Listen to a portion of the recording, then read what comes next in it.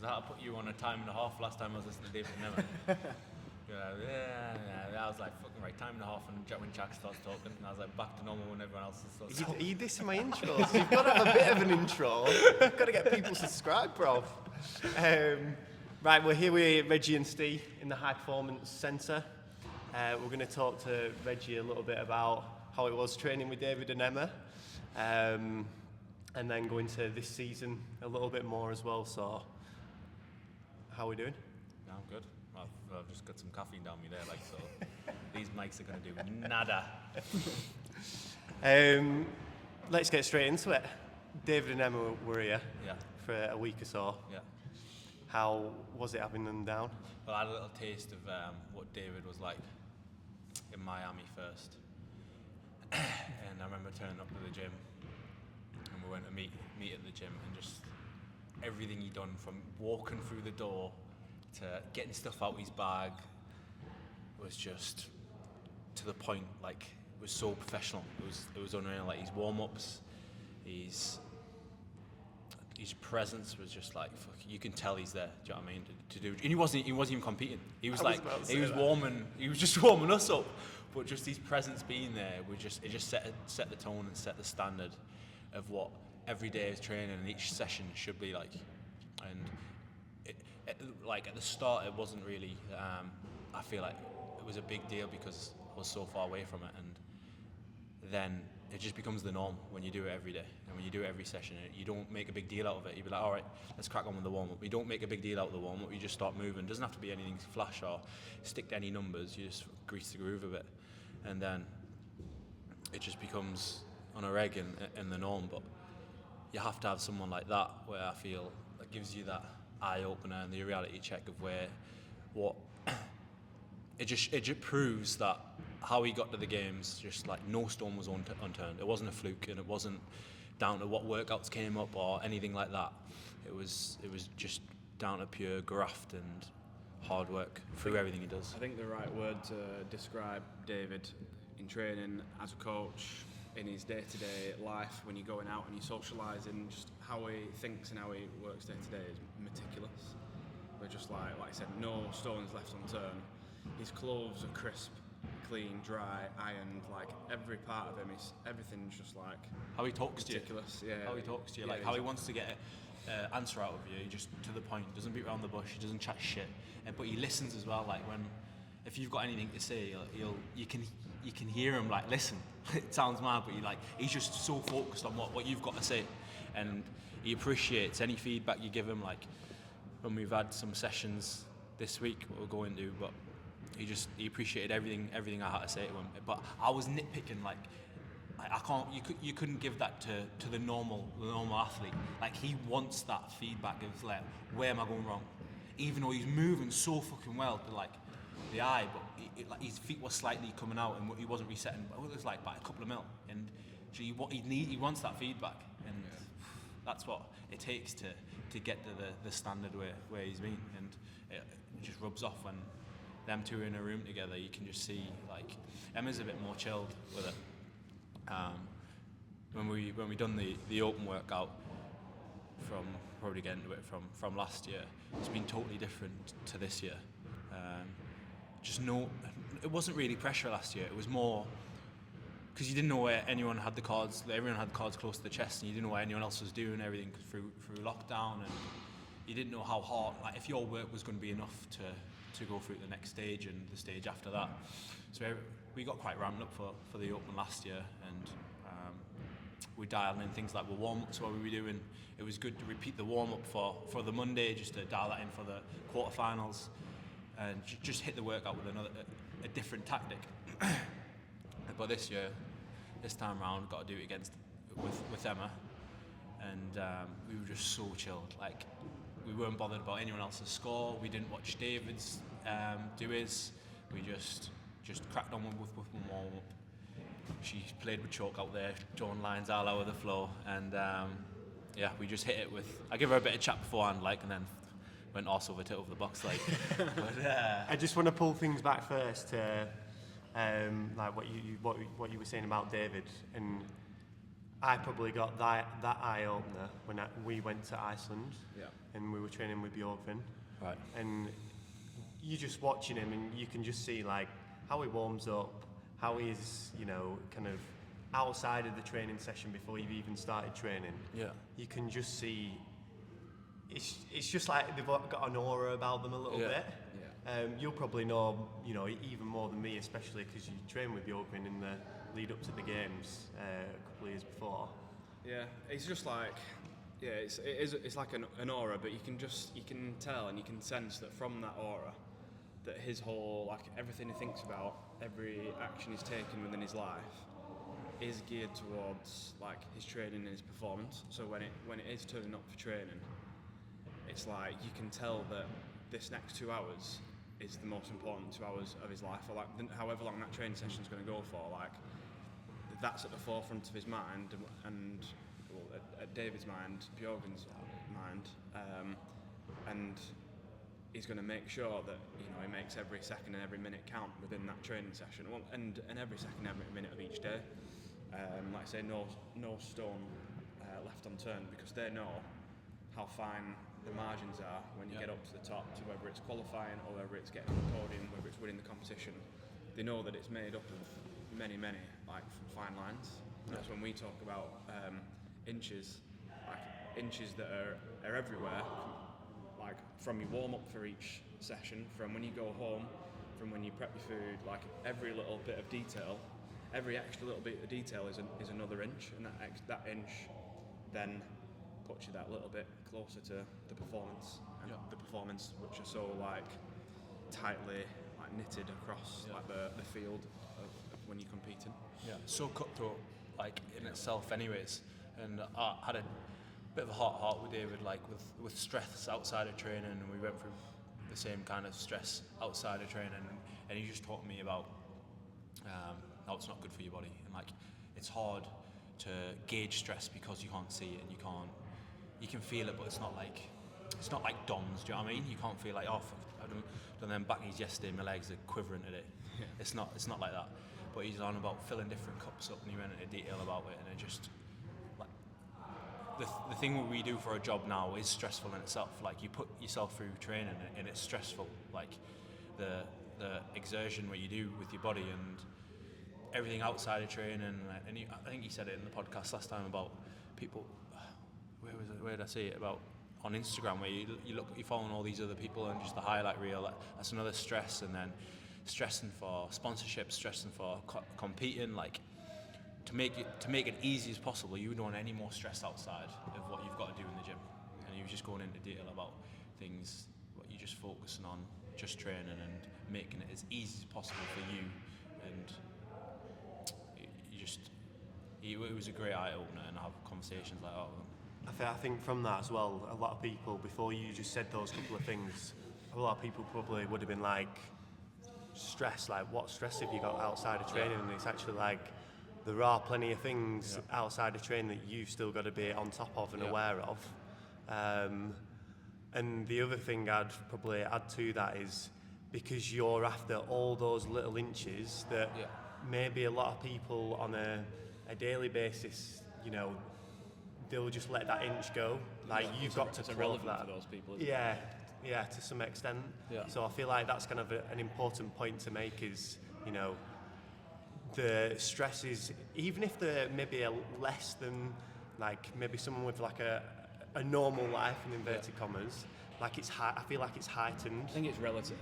It's relative stress. Yeah. Because, you know, the stress that you go through, the stress that I go through, the stress that you go through, we all feel at some point in our day-to-day life like stress, like we feel the stress, whether it's physical stress because you're doing 5 hours of training, or it's mental stress because you've got the expectation that you want to hit every one of these snatches in this snatch session, and like you pile like that amount of expectation and it means that much to you. It's a highly stressful thing, and it's not saying that stress is a bad thing. Like sometimes you need that stress to get the performance or get the adaptation. Like we go through deadlines with work. Like for us, that's also that same level of importance. So it's also like equally as stressful. Looking after a child is equal. Yeah. It's just all relative stress, and I think it is. People will say like, what have they got to stress about? Like, Yeah. you're literally a full-time CrossFit athlete, but it's different people's lives. Like, everyone will always have like the same relative level of stress, and they'll always find that level of stress, even if like people's opinion of that level of stress is like not stressful to them. Yeah, It's I feel stressful like to other people.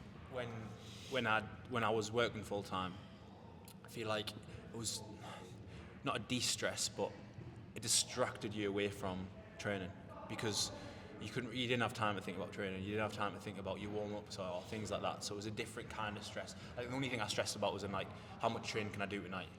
But it gave us like excitement to go to the gym, and I couldn't wait to get there. But whereas when you've got all day to train, it's a different kind of stress, because you've still got to do the work.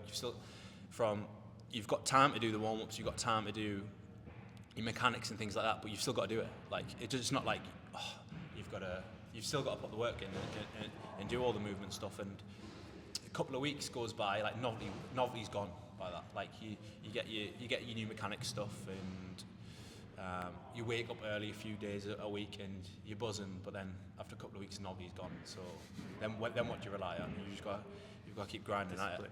Yeah, discipline. But our boy Bjorgvin came up with posted a good quote the other day as well, didn't he? He said someone asked him, how do you stay motivated? And he said, I'm way beyond motivation. It's just discipline that makes me turn up. Yeah, it was class, that. Yeah, that was It was boy bang on. talks some sense. You should get him on the podcast. On the stress note, for me, you said the other day that when we were at regionals back in 2018, like, I was doing a little bit of work, maybe or something on like the Friday or the Saturday night, and I've always found for myself that if I've got a little bit more stress on myself, I actually perform better. So another example of that for myself is when I was at uni and I was working at Lidl as well as doing my masters, my results were better than in the second semester when I jacked in the job at Lidl and I was just doing the work, and I felt like with that added little bit of stress and that routine that it made me have to have, I actually did better and like performed better. I feel like you're more productive with your time when you're tight against it. Yeah. Because you don't mess about with your days. And like I was saying, when I was working for my dad, like, as soon as I got up, I was on the minute. Like, and if my dad got up when I was still in the house, I knew I was late for work, because he would be getting up at like 7:30, and then he knows I haven't left until 7:30, and I need to be at the yard for 7:45. So I needed to be out of the house before he'd even woke up. So as soon as I heard him, I was like, oh shit, I'm late for work now. I need to get out here, because he's going to know I'm going to be late for work. But it puts you on, it just makes you on the button a bit more with everything. And a bit of, from last year, after semi-finals and that, I felt like I got a bit lazy with my time, and a bit lax and inconsistent with when I was training, what times I was training, and I liked getting up early and doing morning sessions and feeling like set you up for the day. It made you go to bed earlier, because you knew that you were going to get up at 7, be at the gym for 7:30. You're either going to be knackered being at the gym for 7:30, or you're going to be fresh to go. So it made you have that discipline to go to bed on a night time earlier, and it just set you up for the whole week ahead. Whereas the back end of the last year, I was just all over the shop with my times, and I'd be training, I'd be off field, and I didn't like that kind of routine. I think what used to help us in those situations, and potentially, I don't know, is your opinion. What has made that easier now? We've got our own facility, and you've got like regular training partners or people to be around. For example, last week, David and Emma. This week, Phil Roy's here for the full week. Yeah. And when we were training together and we had a training crew, it was like, right, well, the chat before the end of the last day was always, what time are we in tomorrow? 7 a.m. EMOM. Yeah. 7 a.m. EMOM, everyone turned up. Yeah. And that one little thing where, right, Jack's turning up, Jack's driving in from Manchester to do 7 a.m. session. I've got all these other guys that are driving in from different areas of Wigan, Liverpool, whatever. Everyone's coming for 7 a.m. Yeah. So it's a non-negotiable 7 a.m. session now because like it's been agreed. You're kept accountable by your training partners, which then that passes on down like right. So for me to get to that 7 a.m. class and perform well, because I'm going to be performing against like some high-level athletes, I need to go to bed at 9 o'clock. And before I need to go to bed, I need to have my pre-bred shake, and I need to have my tea, and I need to have my fuel, and then it kind of like it sets that routine, doesn't it? Sets the tone, especially with the caliber of athletes you train with day to day. Like we were on it because we knew we were going to be training with David every morning, and I was like, I made sure my Cocoa Pops were ready for the morning after session. Like everything was prepped, ready to go. So the only thing I had to do in the morning was brush my teeth if I was feeling like it, and get up and go and do training with them. I think it's a lot to be said, like as lessons, like after, let's say this year's season, when you have a bit of time off to chill, whenever that part is, as like to get back into the routine. It's like that's how you get back into the routine. It's like you keep yourself accountable with the people you got around you, and that's what everyone's job is, to keep everyone else accountable in here, so that we all kind of like move in the same direction. We talked a little bit about what David kind of brought when he came over here, and you spending a little bit more time with him. What about Emma? What is it you took from Emma from when she was here and Wadapalooza? Is there anything specific that kind of like I took loads from her, like last season when how she qualified for the games, like to go through what she went through was just unbelievable. Like I thought I went through it like a little bit, and I got penalties. Like she got it next level, and she came back and competed, and then banged the last chance, and then went to the games and put up that performance. Like that mentality is just, and you see it through training. Like nothing phases her in training. Like I don't know how. I'll ask her how she's feeling. I'm sore, and I'm like, how are you feeling? She's like, I'm okay, and I'm just like, no phases her. She'll give me the same answer. No, if we do like GHD Annie, she'll be like, yeah, my abs are sound. I'm like, it's we spoke about this on David's podcast about the emotional mind and like the literal, just like taking the facts, man. And she was on that side of like, it's a yes or no, black and white answer, like every time. And David was more towards the other side of like taking his feels, as he said, into play, and like his emotions, and just like to making his decision off all of them. And then they brought each other into the middle. Yeah. And I feel like you'd be on the same side as David. We did speak about that. We had the training session with some round robins, and we showed them the round robins. You know, programmed some handstand push-ups and dumbbell snatch, and then I think David programmed devil's press and bar muscle-ups, and then we were pretty wrecked after them two sets. I think it was 4 sets of each. And everyone was like, kept ready to call it. Like David and Tay were getting ready to call it, and I was like, "What are you on about?" I was like, "We'll always do 3." I was like, "We're doing another round robin here, and we haven't done toes to bar yet." And they were like, "No, we're done." I was like, "No. The thing is, we're doing toes to bar right now." I was like, "Right," and I was like, squaring them up, different options how we're doing this toes to bar. I was like, "We're doing toes to bar with someone, or we're just doing toes to bar round robin." I was like, "Pick your intensity." And like David, I could see them both like, I don't really want to let him do toes to bar without me doing the toes to bar. So you could see them sneakily putting their grips back on. I was like, right, I'm starting on this rig now. Who's after me? And he said to me after, he's like, "I'm so glad you made me do that." He's like, because I could do it, but he's like, he's more on the cautious side with, I think it might be enough like injuries and things like that. He's just a bit more cautious with things like that, whereas I'm on the other spectrum. I probably run myself too far into the ground off it. And I think he brings me, and we'll bring each other close to the middle of a good balance with overtraining and getting things done not too cautiously. It's true, and I think you both you'd pay off. It'd be interesting to see you both training together for 6 months on where would you both lie then on that spectrum? Like, would one of you like bring the other closer to their side, the dark side? But like talking back about Emma, I think everyone in CrossFit can learn. I think it's like I say, it's quite a Swedish maybe mentality, but maybe it's just Emma's mentality. It's just head down, she gets the job done. Whether she's been given the penalty, like she's been told she's qualified for the games and then she's not, and then she's been given a 2.5 minute penalty for some deadlifts. She's just like, right, okay, and it's just like, well, last chance qualifiers, I'll just do that and I'll win that instead, and then I'll qualify for the games. And it's just like, you can tell she can just keep the blinkers on and just really not let this external, all this external information which doesn't have an effect. She could let it have an effect on her, but she doesn't.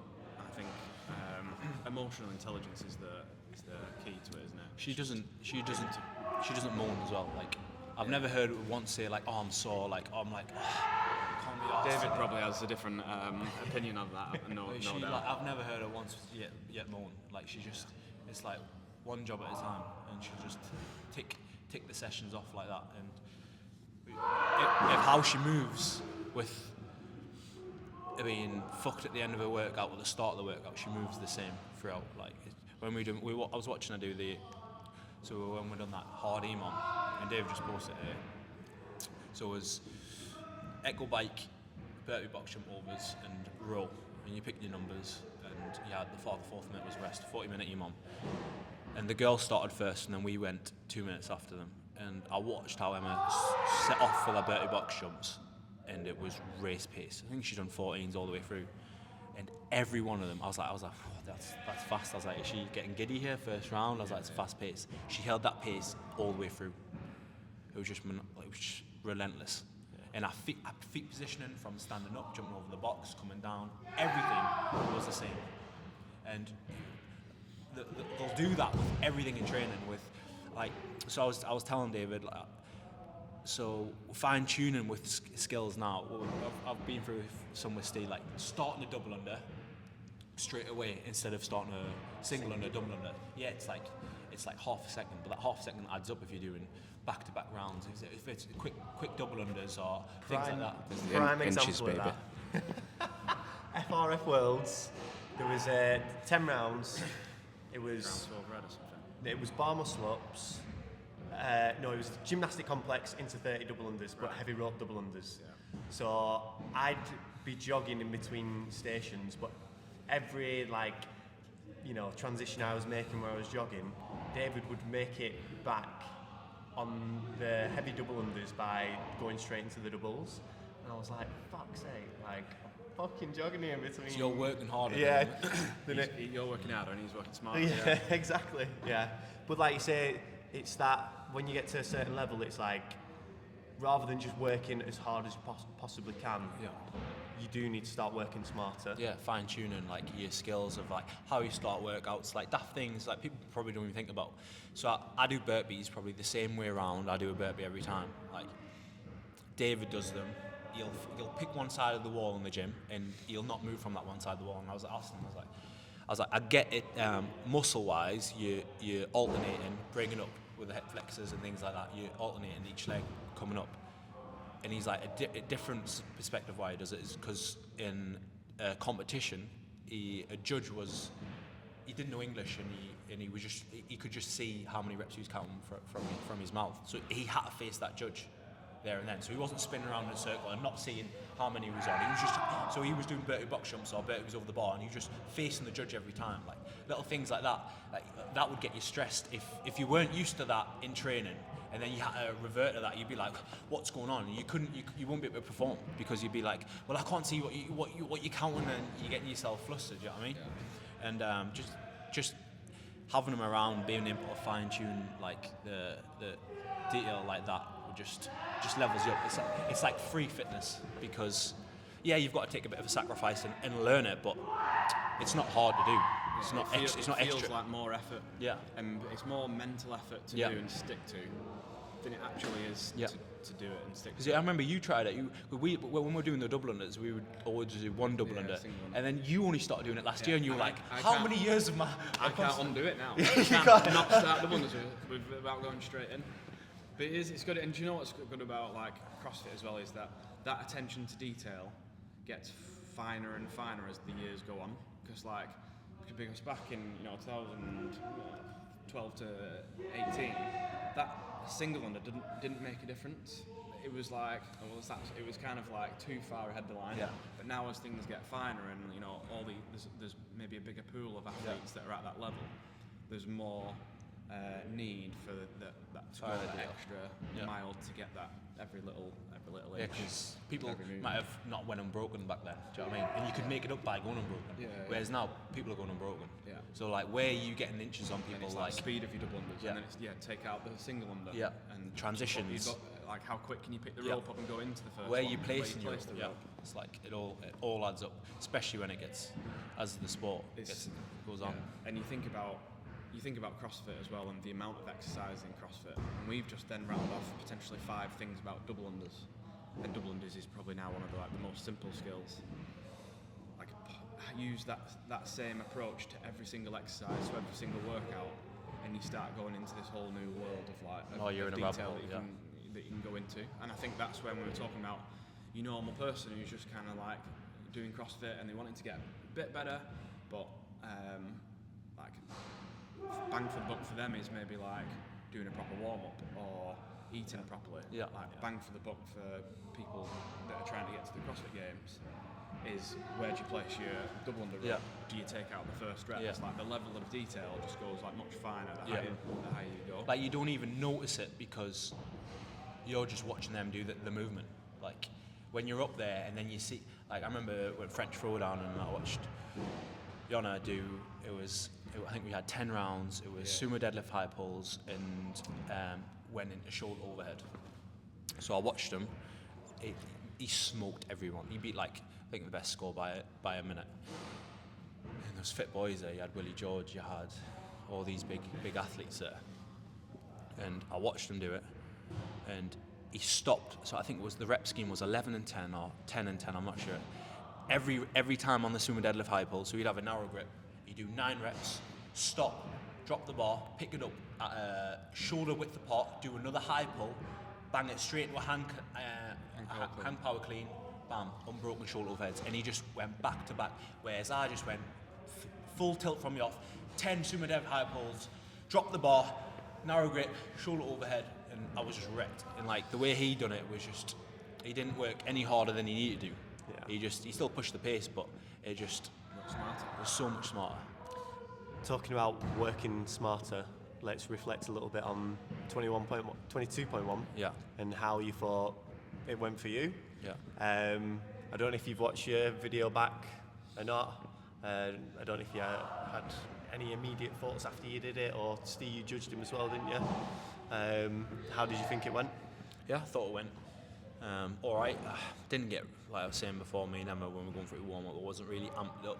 It wasn't a WOD you could get like yourself, like let's go, because the movements weren't like as exciting as what like a thruster or a chest to bar and things like that. But I enjoyed the work. I didn't think I would have enjoyed it as much as I did, because it was a good workout, it was a good test. But how I approached it I've never really done step down on the box jumps. So it was a bit of a new, trying to get into that routine of stepping down and making sure you're lateral, so you're stepping down with the different legs each time. It was a bit new, but you picked it up very quick in the workout. Where could I have made up time in it? So I think straight away after watching your video back and then you telling me that you've never really practiced like step downs so much before, I'd be like, you could definitely, after watching, like sharpen that up straight away. And like we just spoke about then, it's just practicing sometimes different techniques, like you said with burpees before, just spending a little bit of time on those different techniques, because you never know when you're going to need them. And I have no doubt, obviously, after if you did that workout again, you'd easily beat your score from what you did first time round. But after you saying that, that's straight away one way where I'd be like, well, in training, we know that we probably should practice that at some point going forward. Again, you apply it to every exercise. You'll say about being able to have different gears for every exercise that you do, whether it's toes to bar and doing them like slow and efficient with just like a longer kip, or do you then just like shorten the kip and the range of motion and you do the fast cycle ones. Like for burpees, it's a really easy one to be able to do. Do you jump with 2 legs and do you bounce off the floor, or do you step up and peel yourself up off the floor? But to be able to have like 1, 2, 3, maybe 4 different gears of speed and technique for every exercise means that you can adjust and apply it to any workout straight away, and then you're saying about like if you repeated that workout yesterday, you'd get better, but you don't get the chance to repeat it in semi-final. Exactly. So like if you have got that dialed in, where if you've got 4 different styles of doing every exercise, you might start off with the wrong technique, but you know because you've dialed it in, it's like, well, I've got these other 3 techniques. Because of the exercise that's come after, I'm going to go to this technique to save myself. Like having a throttle on on everything. Just And it's a skill in itself. Being able to have a throttle on things, because people will have one extreme or the other. They'll have like full tilt or the survival mode, and it's hard to have like the different gears going through. It's easy to go fast and it's easy to go really slow, but having that 90% gear is a skill. And knowing that you're not working at full tilt and you're still moving at a decent pace with purpose is a skill in itself. And having that through of all the movements in CrossFit is hard work. Like, Also to be able to change technique when you're at near max fatigue at the end of a workout, to be able to change it to pick up the pace or to keep the pace, you just need to adjust something. From being like doing the same rep over and over and over. I remember, in fact, Randy in 2015, when it was 75 muscle snatches. I was training and I'd just gone muscle snatches the whole way. Like I didn't really practice like power snatching because I just thought it was a slower thing and it was more, but it would burn my legs out more. And like 60 reps in, I realised that I was basically like power cleaning, strict pressing. It's like, I need to power snatch this weight now. I tried to power snatch the weight and it nearly landed in my fucking teeth. So I was just like, I'll just go back to muscle snatching. But because I couldn't, I didn't have the skill to change from like muscle snatching to 60 odd reps under huge fatigue and then suddenly just like whipping out a power snatch and still moving at the same pace. And then I had actually started slowing down. But like applying that to everything at any point, I think that's the difference between a lot of the top athletes. Yeah, totally. I love your SpongeBob SquarePants moment as well. When that happened, and I started laughing at myself for a good 3 reps, and I was wrecked because I was like, had this smirk on my face. I was like, what a dickhead. But if that had happened, I think this time last year, you would have been more fuming at yourself that it happened. Yeah. But I feel like this year, I don't know, you seem a little bit different going into the I was totally season. more relaxed, but I totally get it. I would have been like, I'm stopping the working out again because I've just lost time and things like that. Whereas, just get up and get on with it. Like, it's one of them. So what's changed this year then? Like, what have you learned from last year that you're coming into this season with? On the JST post, he's posted on Instagram, was it last week, about if you should do a redo or not, and it was about having beans for the right time to have to give it. And I felt last year I was running on fumes a bit, going into semi-finals and just letting adrenaline take over and the hype and things like that, and thought that was going to get me through. And I didn't really have much, like on the Gretel workout. I remember doing the burpees. I didn't have that like ready to go hard on them, and I was just like, I felt fit, but I just didn't have that. I was like 90%.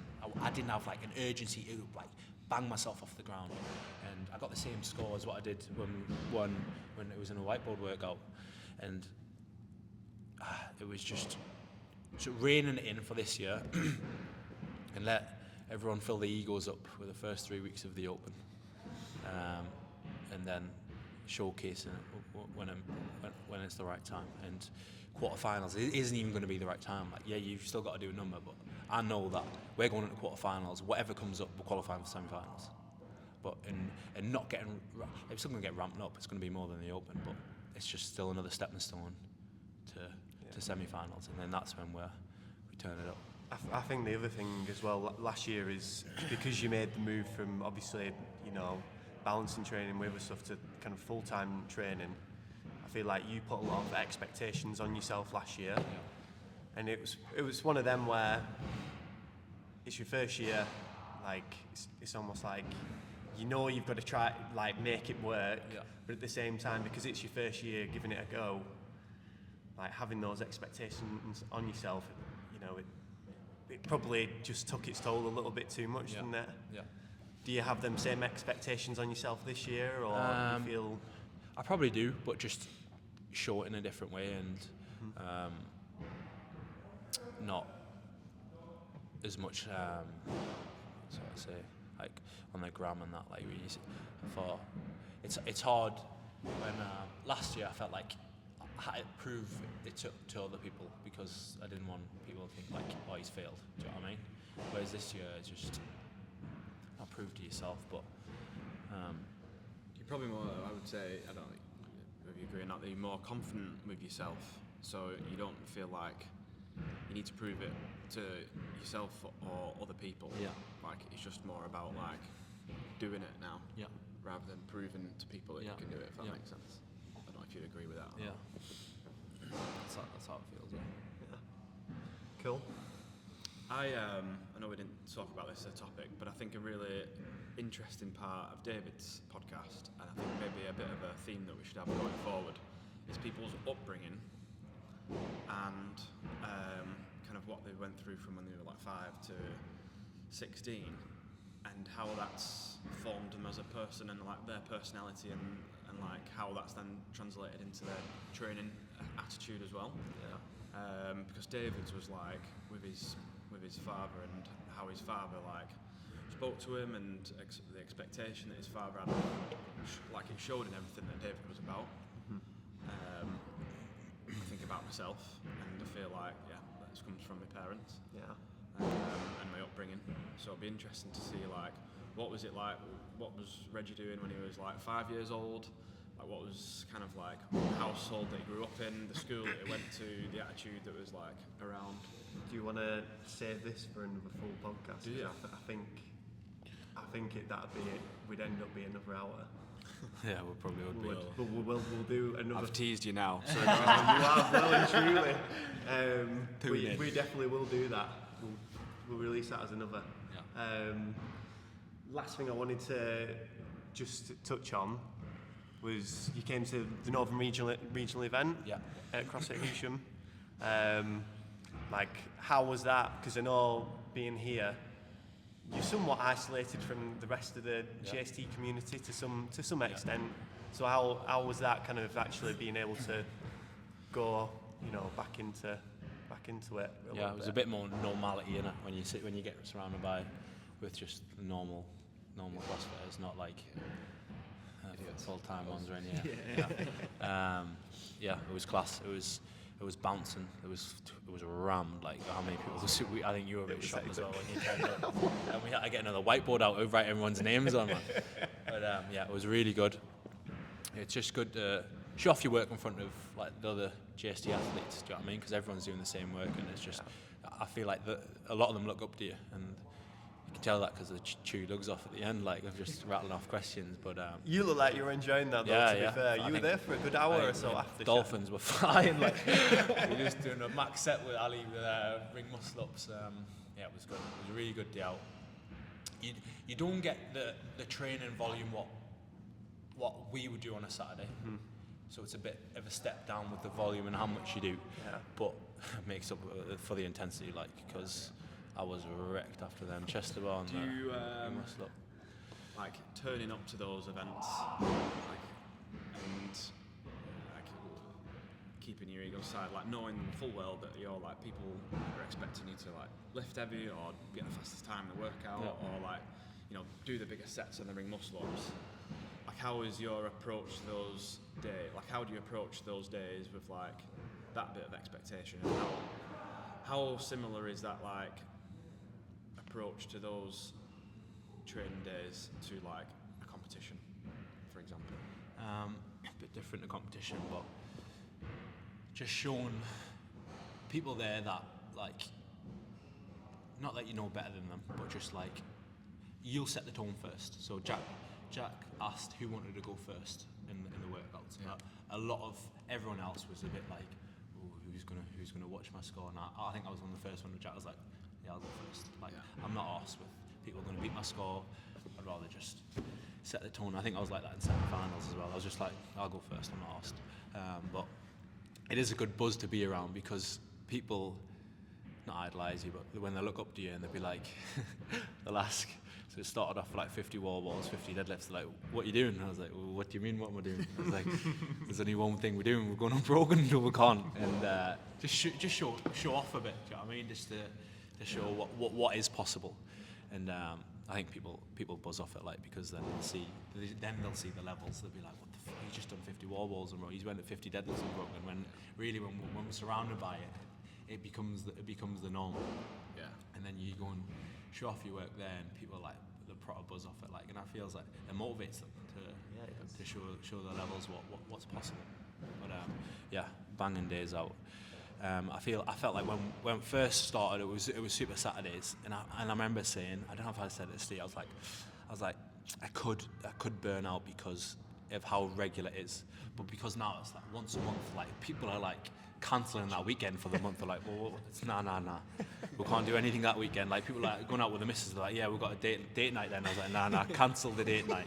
We're going to regionals days. You know what I mean? Like, and it just, you can build the hype over a few weeks. And I like the rivalry what everyone's creating with the north v south, and you get them little fairies down there, giving it large ones. Like, I was getting my back up, like fucking Philroy was getting called out. I was like, one more person calls Philroy, I'm gonna get on their gram. But yeah, it's a good bit of crack, and I feel like it's what it needed to just perk people up for a good solid day's training. Like, it's really good. It's good, and similar in a way where what we're talking about with David being here, where you've kind of learnt a lot of things from David and Emma, because they're like, well, they're a few years older, but they're maybe like, I wouldn't say that you're in the same generation of athletes now, but like they've been there for the previous generation. They've been up competing for longer. Like, you're looking up and learning things from them, and then the same. It filters down. You go to a regionals event, and you're now that person that they're like looking up to. So then you're passing on things, and that's one of the main reasons that we set up the regionals. Is not just so that we can get people together. It's so that people can learn from turning up and going to these events, and like, whether it's you that's there or it's Philroy that's there, but someone's going to pick something up from what you guys do, and then they do it, and then someone's going to pick it up from them doing it, and all in all, like, the level just gets raised up because of like who you're around. Call it osmosis or whatever you want to call it, but it's the RBE. It's that RBE, like just passing on nuggets that you don't necessarily learn from an Instagram post. You don't learn them from like going doing a degree. You sometimes don't learn them even at a competition. In that training atmosphere where things are a little bit kind of more low key, and you can have that conversation, and like you're happy to like answer these questions in this training. But like, was it I was saying about the warm-ups with David, like, so the heart rate stuff for me, like, I'll warm up for lifting, and I think most people will just mobilise, but for my heart rate stuff, I didn't really take it seriously for warm-ups, and then he came and showed me, and it's like, take it as much serious as everything else.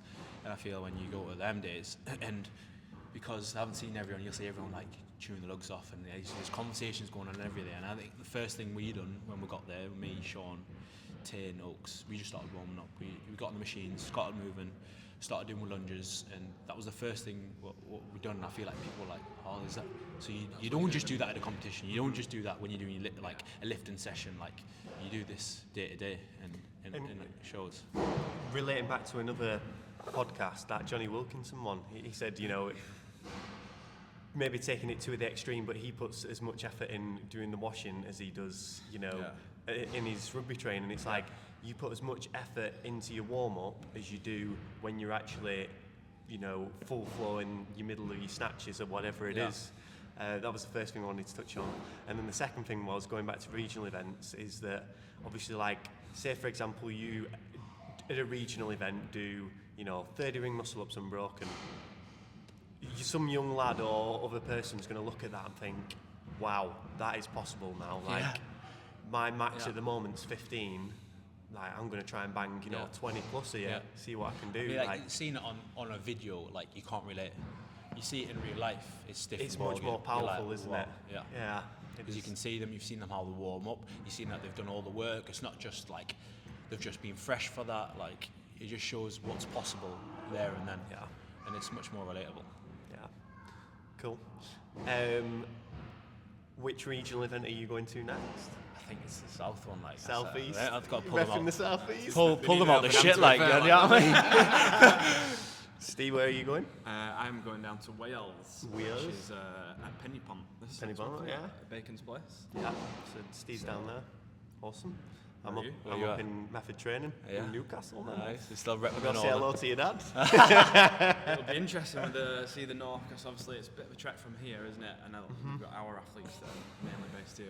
Like, maybe people have got a chance there to catch up to northern grafters, because Potentially. we might not be able to get everyone, like the usual crowd, like up that that. far. So Might have to sandbag some scores down there. Like. 85 kilo clean. Just bang another snatch in there, be like, oh, that's the one.